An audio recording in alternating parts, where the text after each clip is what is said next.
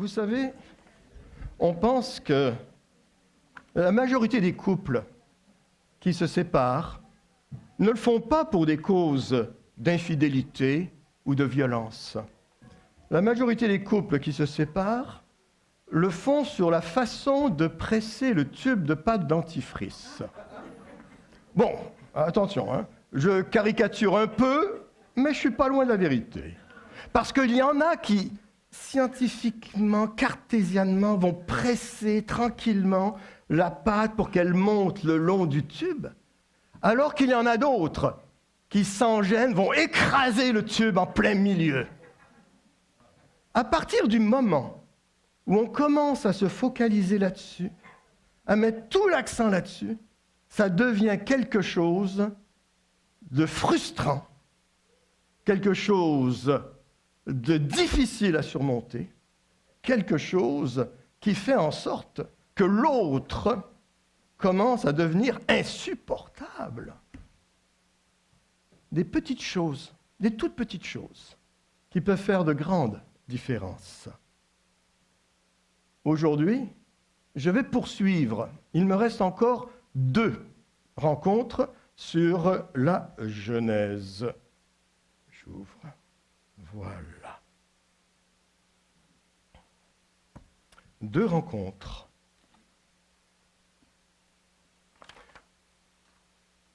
OK.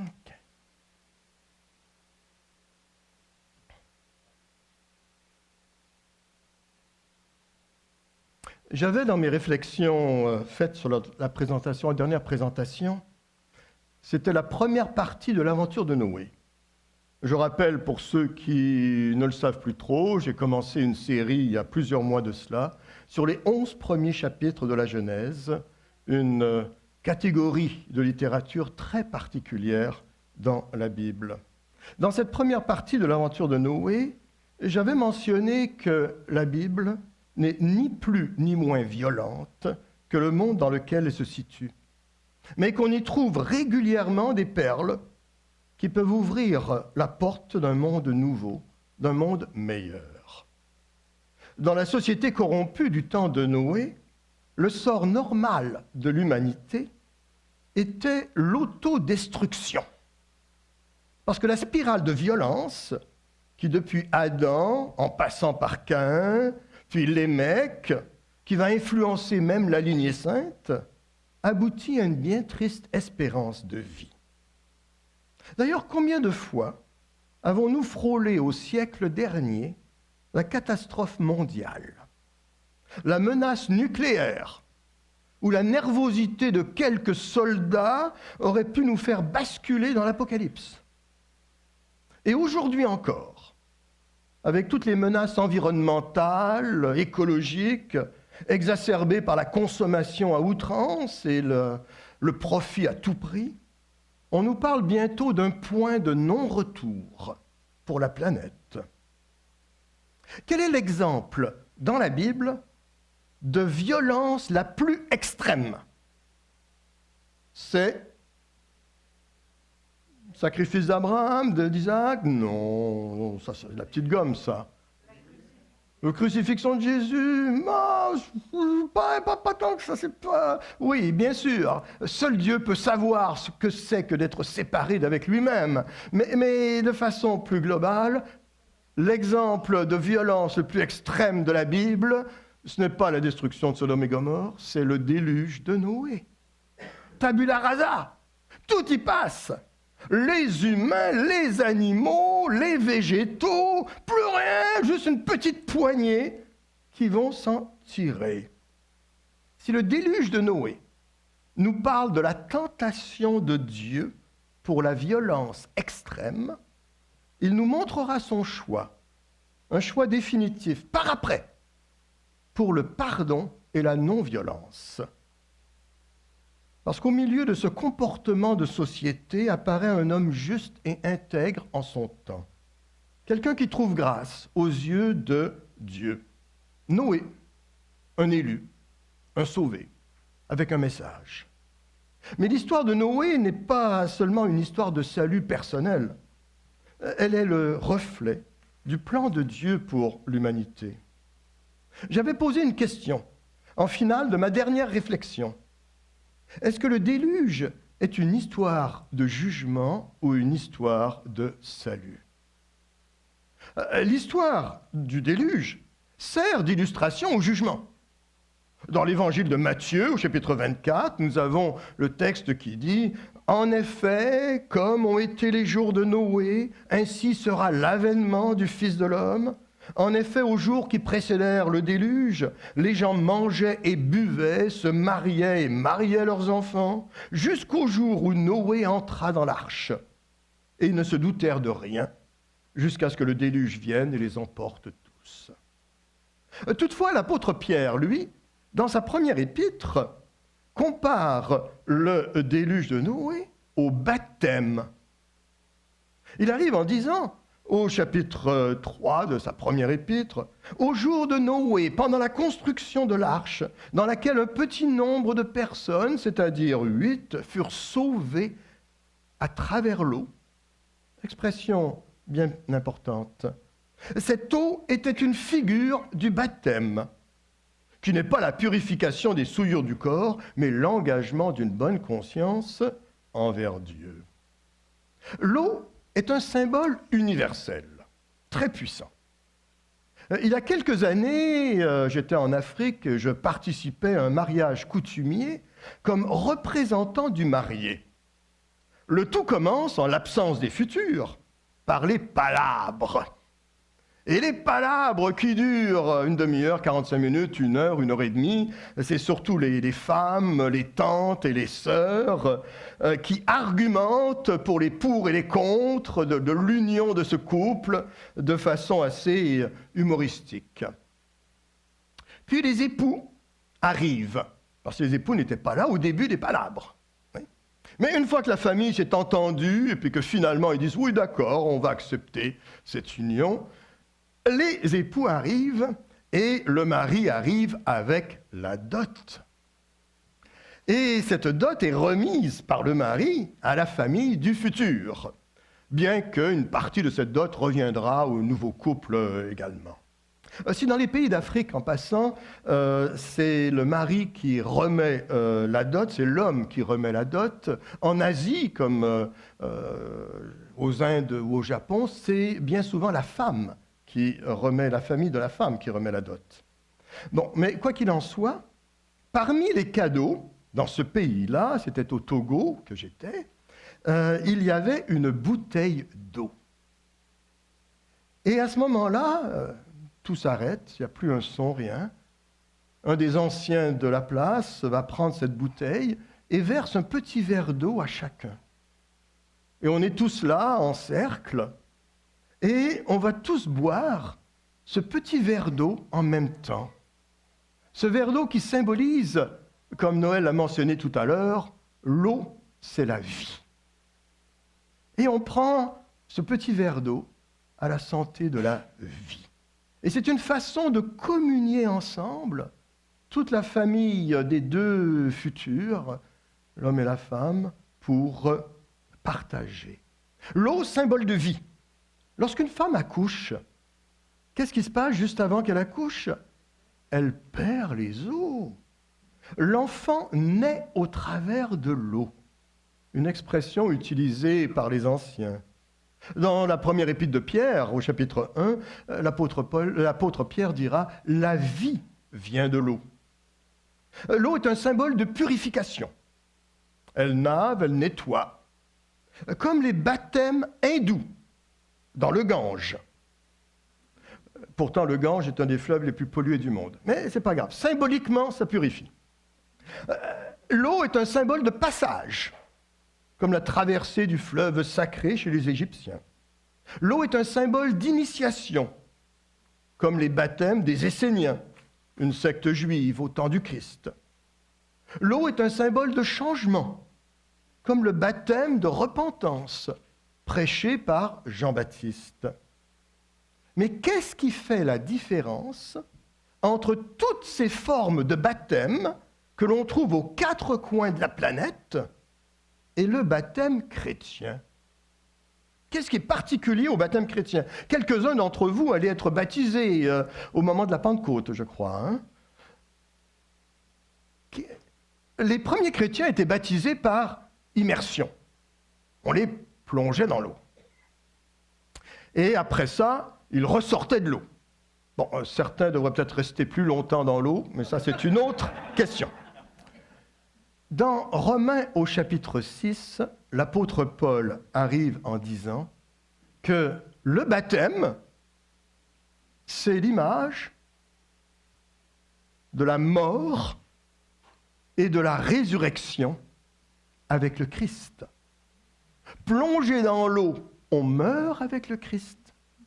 Sorti de l'eau, on ressuscite avec le Christ. Le baptême, mort et résurrection avec le Christ. Symbole de vie pour la résurrection, mais symbole de mort également. Symbole de mort, déluge, inondation, tsunami, noyade. Tout ça, c'est symbole de mort. Je vois que j'ai un petit peu de temps. Alors j'ouvre une petite parenthèse. Des fois, on dit, nous, on baptise comme les premiers chrétiens. Il ne faut pas le dire trop vite et trop fort. Hein? Parce que pour baptiser comme les premiers chrétiens, il faudrait qu'on soit 2000 ans en arrière, en Palestine, dans le Jourdain. Bon. Et puis là encore, on peut se poser la question, comment est-ce qu'ils le faisaient exactement? Oui? Et chacun pouvait être dans son coin à se tremper, etc. Nous avons quelques indices, par contre, dans un texte, la Didaché, de la fin du 1er siècle, qui nous donne des détails sur les premiers baptêmes chrétiens. Alors savez-vous, alors entre vous et moi, que les premiers chrétiens, on les baptisait à poil, tout nus. Et lorsqu'ils sortaient de l'eau, on le revêtait avec une grande robe blanche. C'est la robe mentionnée, entre autres, dans l'Apocalypse. Voilà. Donc si on dit, nous, on veut être comme les vrais chrétiens, bon, allez, vaut mieux porter des lunettes de soleil ce jour-là. Mort et ressuscité avec le Christ. Le déluge est beaucoup plus qu'une pluie un peu violente ou une inondation extrême. C'est le retrait de Dieu et le retour d'avant la création. Dans la tradition catholique romaine, le déluge de Noé est également interprété comme une allégorie du baptême, symbolisant la purification et la rédemption. Je résume un petit peu leur position. Le déluge, punition des pécheurs, soit, mais purification de la terre, figure de la nouvelle naissance qui purifie les cœurs. Le déluge, alliance entre Dieu et Noé, préfiguration de la nouvelle alliance entre Dieu et l'humanité. Le déluge, destruction du péché, mais promesse de salut pour les croyants devenus nouvelles créatures. Le déluge, démonstration de la justice divine, mais aussi preuve de la miséricorde de Dieu et de son pardon.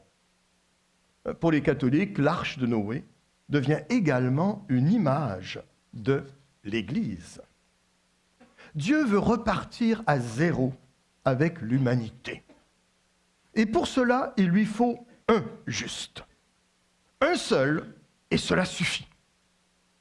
Dans la descendance de Seth, il trouve Noé. Et cela lui suffit pour ne pas détruire totalement la terre.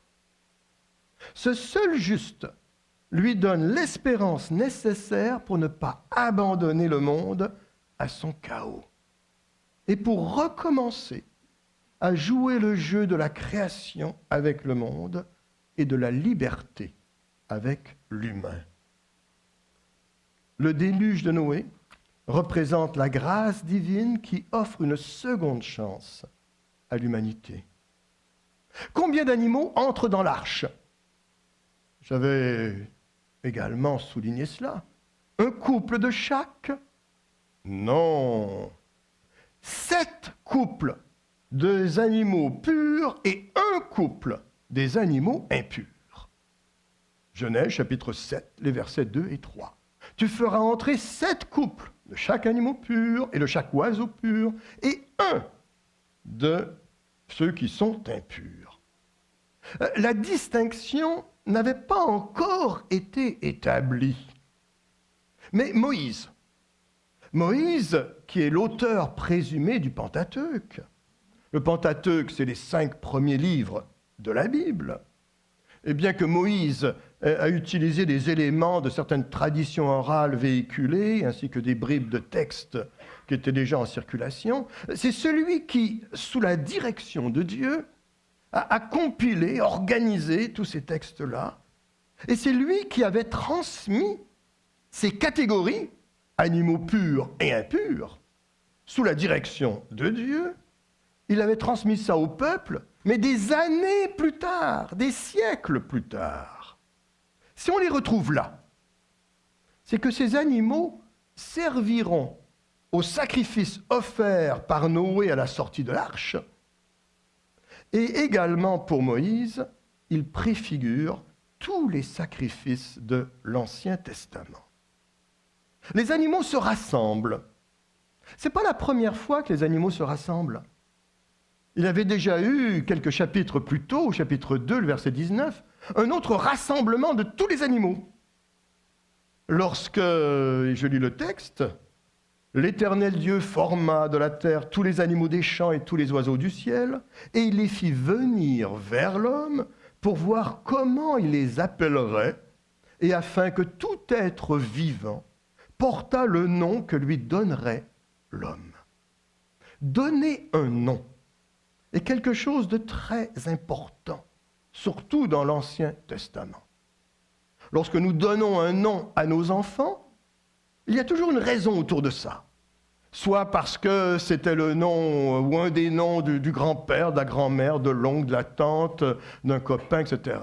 Ou soit parce qu'on a écouté un film à la télé, puis qu'on a été bien marqué par un personnage, puis on va reprendre le même nom. Et il y a toutes sortes de raisons qui font que les gens donnent un nom. Et je serais curieux de savoir pourquoi vous avez nommé vos enfants de certains noms. Il y a toutes sortes d'histoires au travers de ça. Mais vous savez, dans l'Ancien Testament, régulièrement, on changeait des noms. Tu t'appelles un tel, ben maintenant tu vas être comme ça. Paf! Ou tout d'un coup, la destinée est changée. Donner un nom, c'est une démonstration d'autorité. Ici, c'était une démonstration d'autorité de l'humain sur les animaux. Dans ce grand bateau, dans cette arche, le loup et l'agneau sont dans le même bateau. Je vous avoue que je n'aurais pas beaucoup dormi à la place de l'agneau. Mais ce texte, le loup et l'agneau qui sont ensemble, est-ce que ça ne résonne pas quelque part avec un autre texte? Dans Ésaïe, au chapitre 11, j'ai entendu quelqu'un dire Ésaïe, c'est exactement, Ésaïe chapitre 11, nous avons une prophétie messianique pour un temps de paix, un jardin d'Éden retrouvé. Le loup habitera avec l'agneau et la panthère se couchera avec le chevreau.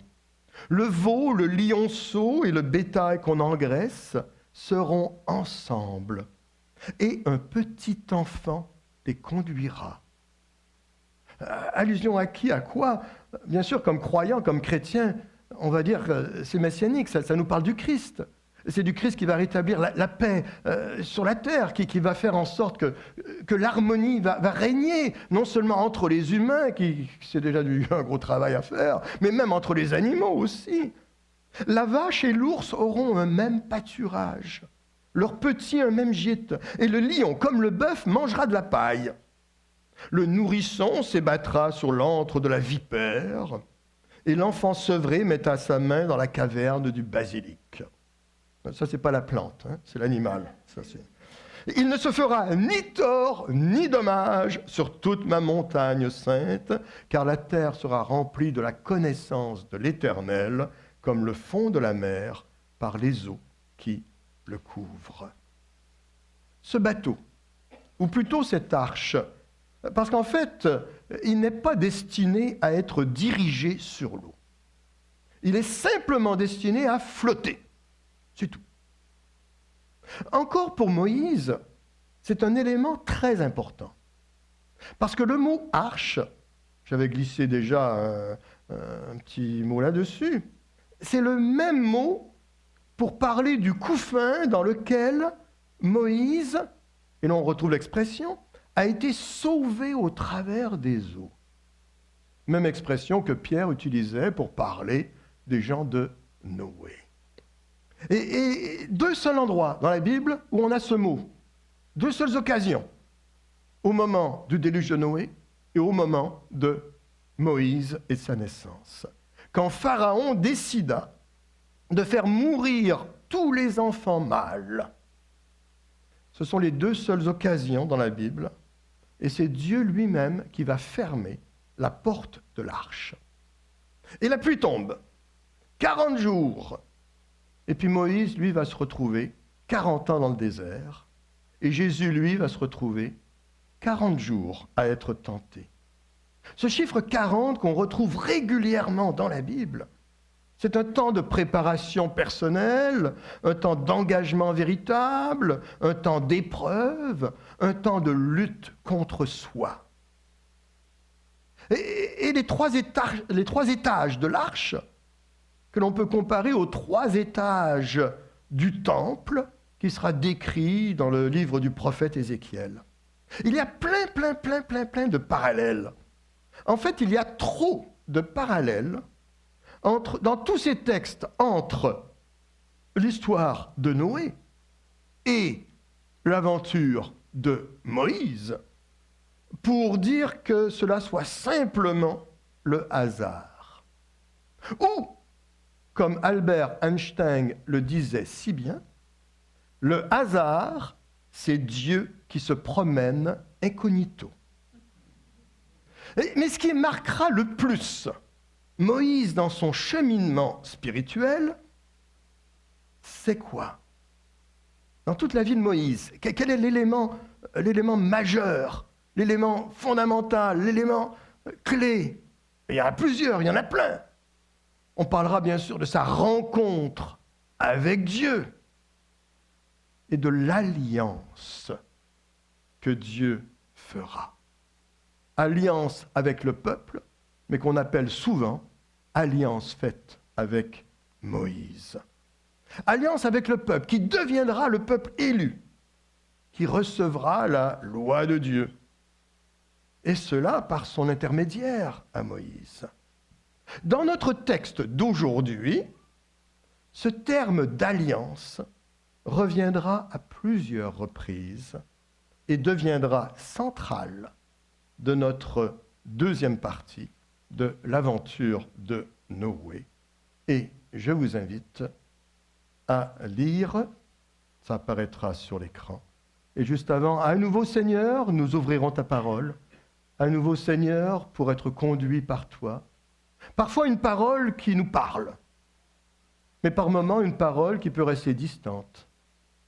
Parfois une parole qui est claire, et à d'autres moments une parole qui sera toujours obscure.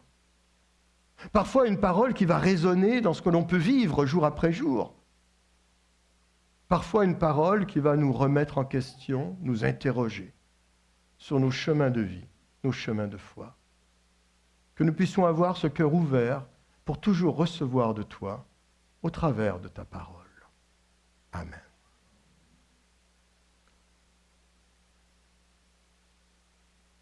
Genèse 8 et 9, quelques extraits tirés de la traduction NBS, Nouvelle Bible seconde.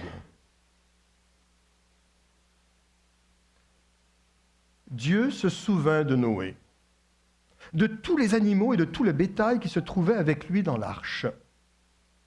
Dieu fit passer un souffle sur la terre, et les eaux s'apaisèrent. Les sources de l'abîme et les fenêtres du ciel se fermèrent, et la pluie fut arrêtée dans le ciel. Verset 15. Alors Dieu dit à Noé, « Sors de l'arche, toi, ta femme, tes fils et les femmes de tes fils avec toi, tous les animaux qui sont avec toi de toutes sortes, tant les oiseaux que le bétail, et toutes les bestioles qui fourmillent sur la terre. Fais-les sortir avec toi, qu'ils peuplent la terre, qu'ils soient féconds et se multiplient sur la terre. Verset 20. Noé bâtit un autel pour le Seigneur.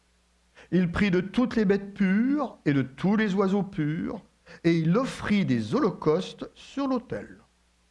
Le Seigneur sentit une odeur agréable, et le Seigneur se dit, « Je ne maudirai plus la terre à cause des humains, parce que le cœur des humains est disposé au mal depuis leur jeunesse.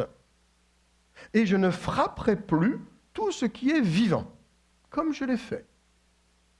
Tant que la terre subsistera, les semailles et la moisson, le froid et la chaleur, l'été et l'hiver, le jour et la nuit ne cesseront pas. » Chapitre 9.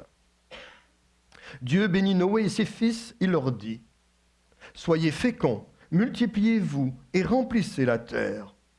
Vous inspirerez de la crainte et de la terreur à tout animal de la terre, à tout oiseau du ciel et à tout ce qui fourmille sur la terre et à tous les poissons de la mer. Ils vous ont été livrés. Tout ce qui fourmille et qui vit vous servira de nourriture, comme les végétaux. Je vous donne tout cela. Seulement, vous ne mangerez pas de chair avec sa vie, c'est-à-dire avec son sang. De plus, je réclamerai votre sang pour votre vie. Je la réclamerai à tout animal. Et je réclamerai à chaque être humain la vie de l'homme qui est son frère. Celui qui répand le sang de l'être humain, par l'être humain son sang sera répandu. Car, à l'image de Dieu, l'homme a été fait. Et vous, soyez féconds et multipliez-vous. Peuplez la terre et multipliez-vous avec elle, sur elle. Dieu dit encore à Noé et à ses fils avec lui, « Quant à moi, j'établis mon alliance avec vous et avec votre descendance après vous, avec tous les êtres vivants qui sont avec vous, tant les oiseaux que le bétail et tous les animaux sauvages, avec tous ceux qui sont sortis de l'arche, avec tous les animaux sauvages. J'établis mon alliance avec vous. Tous les êtres ne seront plus retranchés par les eaux du déluge, et il n'y aura plus de déluge pour anéantir la terre. » Dieu dit, « Voici le signe de l'alliance que je place entre moi et vous, ainsi que tous les êtres vivants qui sont avec vous, pour toutes les générations, pour toujours. Je place mon arc dans la nuée, et il sera un signe d'alliance entre moi et la terre. Quand j'aurai rassemblé des nuages au-dessus de la terre, l'arc apparaîtra dans la nuée, et je me souviendrai de mon alliance entre moi et vous, ainsi que tous les êtres vivants, et les eaux ne se transformeront plus en déluge pour anéantir tous les êtres. L'arc sera dans la nuée, et je le regarderai pour me souvenir de l'alliance perpétuelle entre Dieu et tous les êtres vivants qui sont sur la terre. » Dieu dit à Noé, « Tel est le signe de l'alliance que j'établis entre moi et tous ceux qui sont sur la terre. » Les fils de Noé qui sortirent de l'arche étaient Sem, Cham et Japheth. Cham fut le père de Canaan. Ces trois-là sont les fils de Noé. C'est à partir d'eux qu'on se dispersa sur toute la terre. Et que le Seigneur bénisse la lecture de sa parole. Dieu se souvint de Noé. À deux reprises, nous avons la mention de Dieu qui se souvint, du souvenir de Dieu. Lorsqu'on traverse une épreuve, on a parfois le sentiment que Dieu nous oublie. Le souvenir, la mémoire, est quelque chose d'extrêmement précieux. Pour les Juifs, c'était primordial. Ce n'est pas un simple souvenir. Non, c'est une prise de conscience de la réalité actuelle de ce moment du passé. Bon, ça veut dire que c'est très important pour eux. Tous les rituels en sont marqués. Toutes les célébrations tournent autour de cela. La Pâque en est le pivot. Vous vous souviendrez. Et si nous devons nous rappeler de l'œuvre de Dieu dans notre vie, inversement, Dieu se rappelle toujours de nous.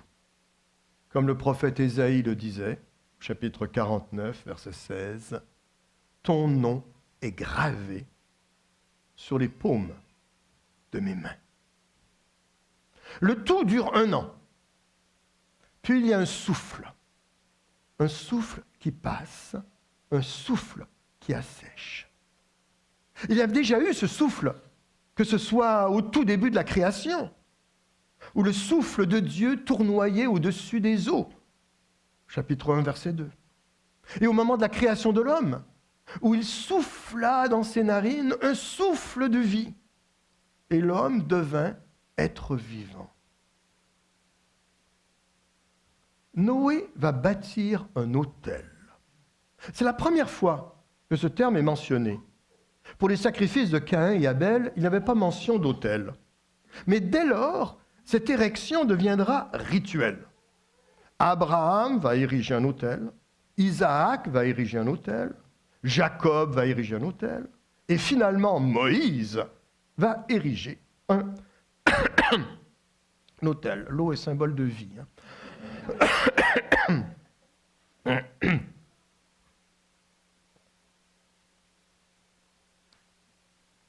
Puisses-tu être froid ou bouillant, ainsi, puisque tu es... Non, ça... Cet autel, symbole de la rencontre entre Dieu et l'homme, et cela en attendant que l'autel soit réservé au temple de Jérusalem, symbole de la présence de Dieu. On perd un peu cette importance de cet élément du culte ancien.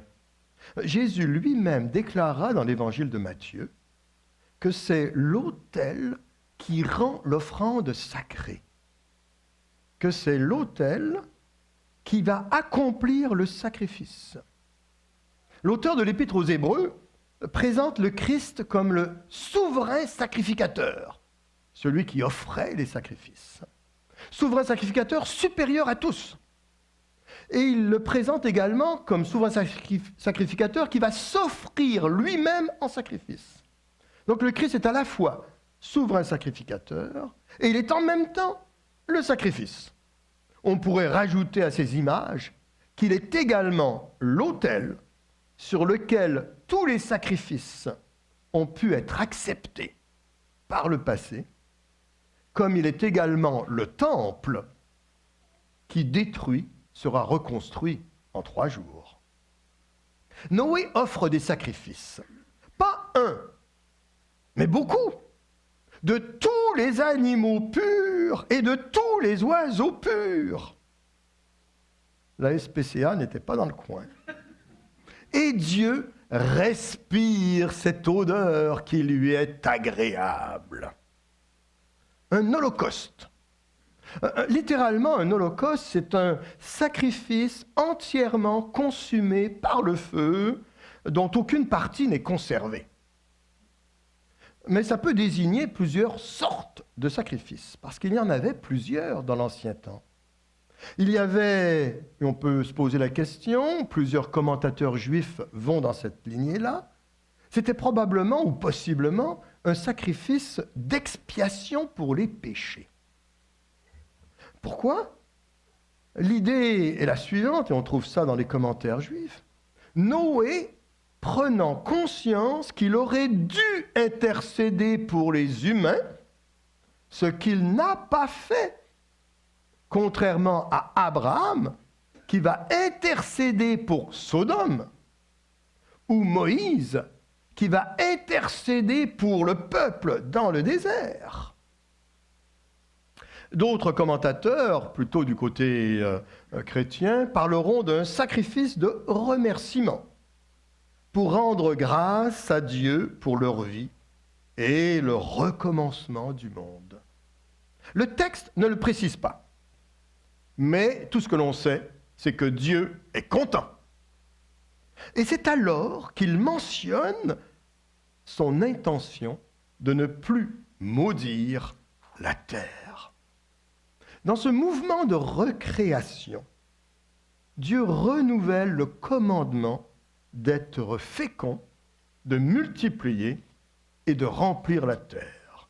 Et comme j'avais déjà mentionné au premier chapitre de la Genèse, il y a plusieurs mois de cela, il ne faut jamais prendre de façon trop personnelle ce verset. Il le rementionne à la fois pour les animaux, au chapitre 8, le verset 17, comme il avait déjà fait au chapitre 1, verset 22. Puis il le mentionne 2 fois pour les humains. Soyez féconds, multipliez-vous, remplissez la terre.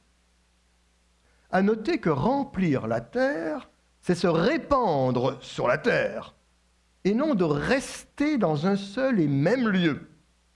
Parce que ça, ce sera l'histoire suivante, qui sera mon dernier sermon, ma dernière réflexion sur ces 11 chapitres de la Genèse, l'histoire de la tour de Babel, que nous verrons le mois prochain.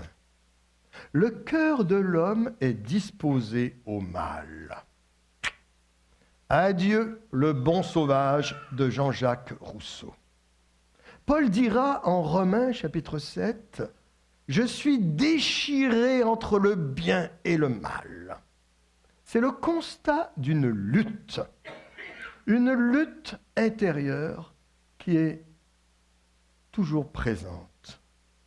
Il y a chez les Premières Nations l'histoire, et on trouve cette histoire partout dans toutes les tribus des Premières Nations, avec quelques variantes, c'est l'histoire d'un enfant qui est à l'écoute de son grand-père. Ce dernier lui explique qu'il y a dans son cœur 2 loups, un loup blanc et un loup noir. Et ces 2 loups luttent, à savoir qui l'emportera. L'enfant demande au grand-père, qui gagne entre ces 2 loups? Et le grand-père de lui dire, c'est celui que tu nourriras en premier. Ainsi, dans notre propre cœur. Le récit du chapitre 8 se termine sur une note d'espérance. Tant que la terre subsistera, les semailles et la moisson, le froid et la chaleur, l'été et l'hiver, le jour et la nuit ne cesseront pas.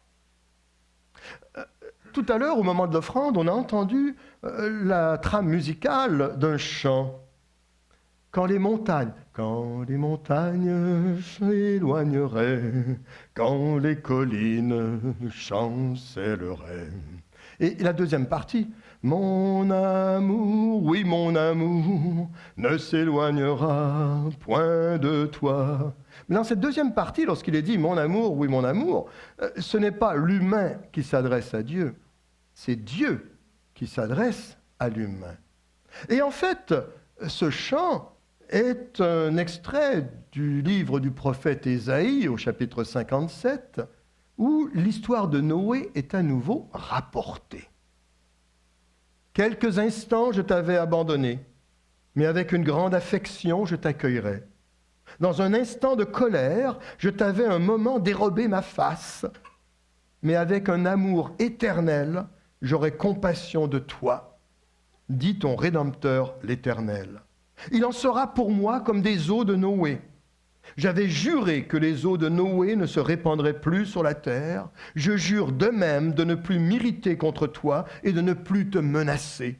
Quand les montagnes s'éloigneraient, quand les collines chancelleraient, mon amour ne s'éloignera point de toi, et mon alliance de paix ne chancellera point, dit l'Éternel qui a compassion de toi. À partir de Noé, l'humanité et le monde animal ne vivent plus en parfaite harmonie. L'humain peut tuer l'animal pour se nourrir, mais il doit en même temps le respecter.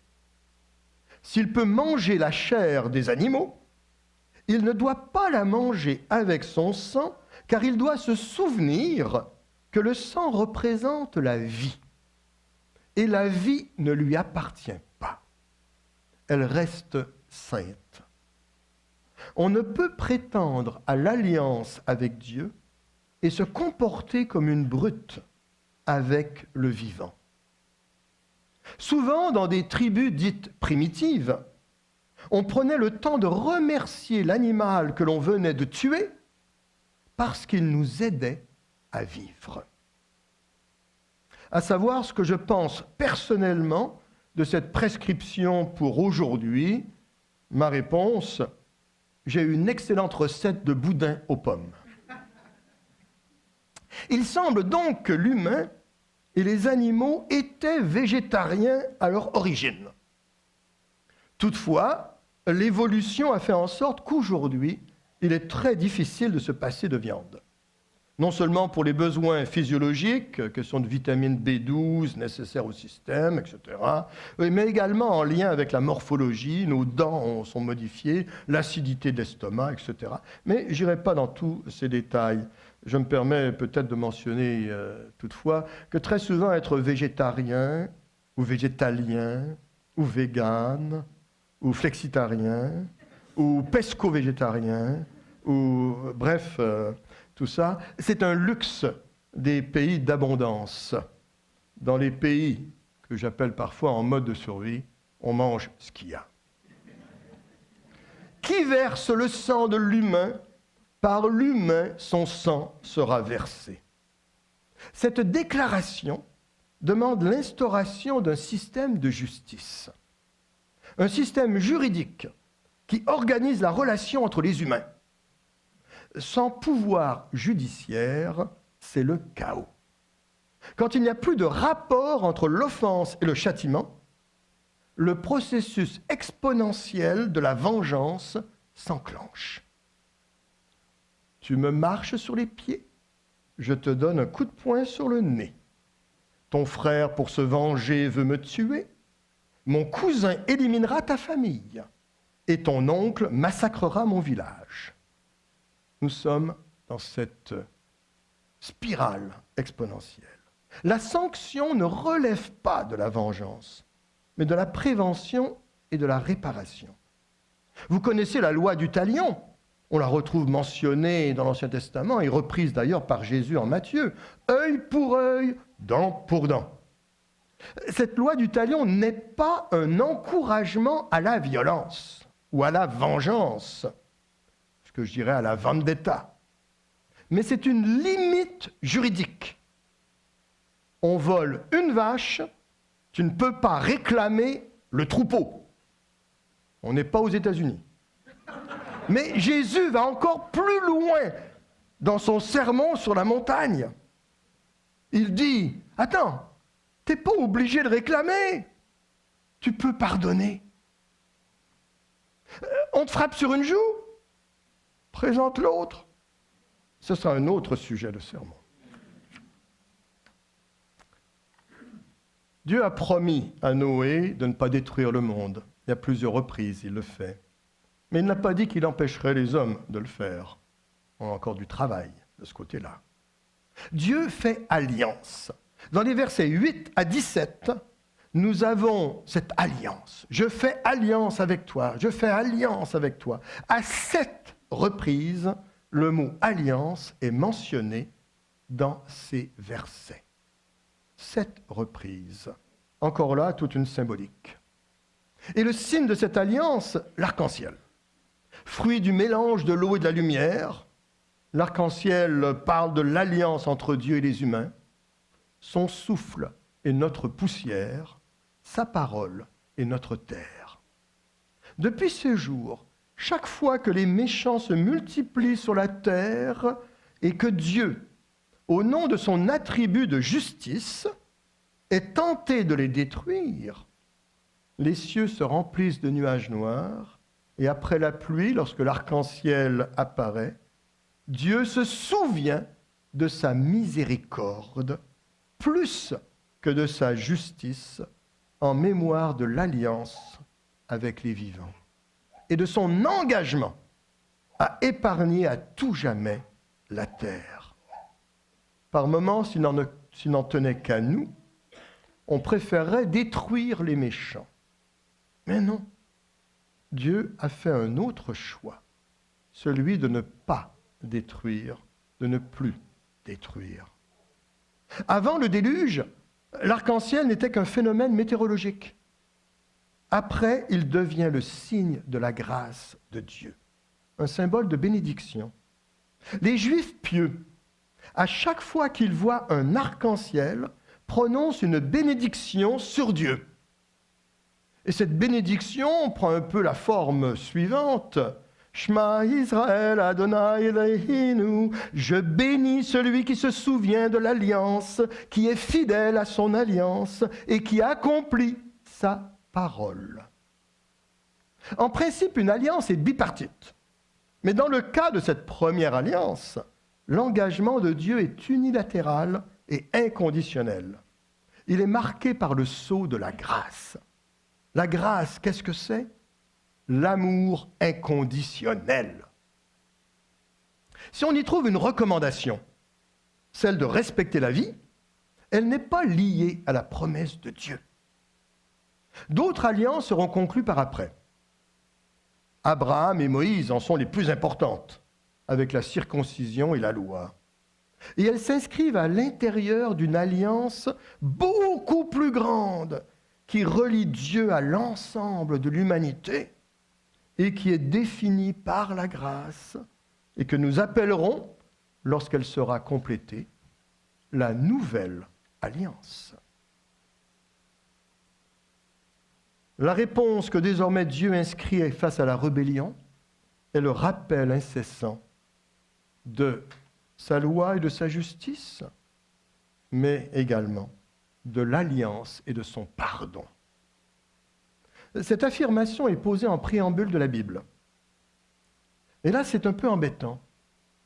Parce que si je dis qu'à partir de Genèse, chapitre 9, Dieu prend cet engagement d'être non violent, lorsqu'on lit des textes de l'Ancien Testament et qu'on retrouve ces actes de violence un peu partout, on est régulièrement troublé.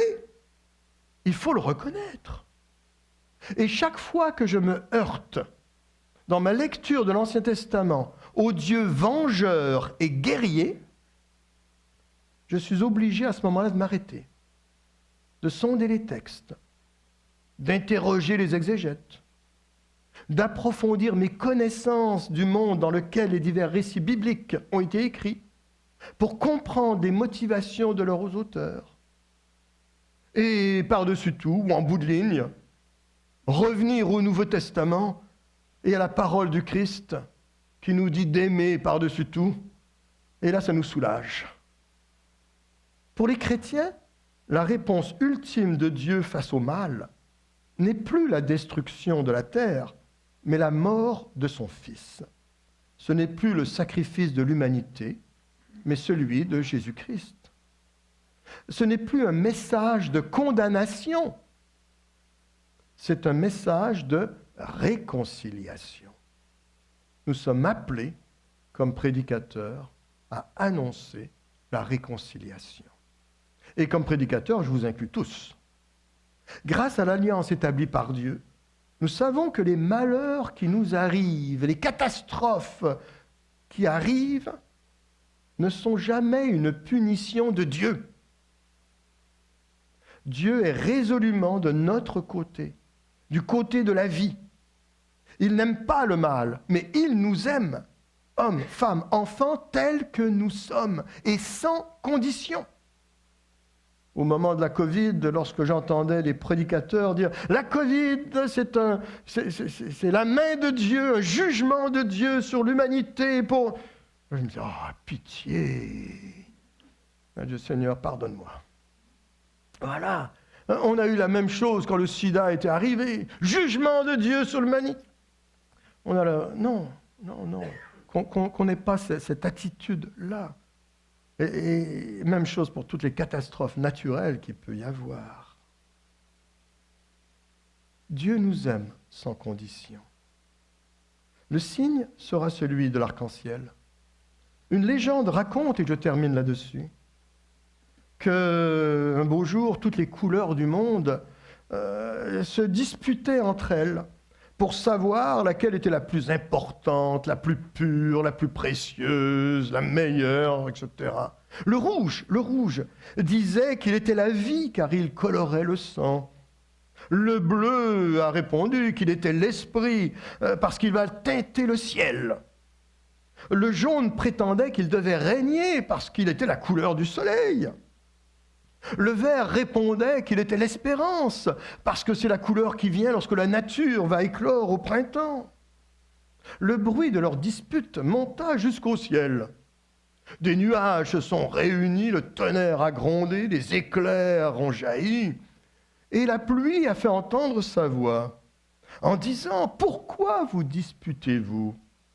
Si Dieu vous a créées toutes différentes, ce n'est pas pour que vous soyez en concurrence, mais parce que vous êtes chacune unique et qu'il vous appelle à vivre en harmonie les unes avec les autres.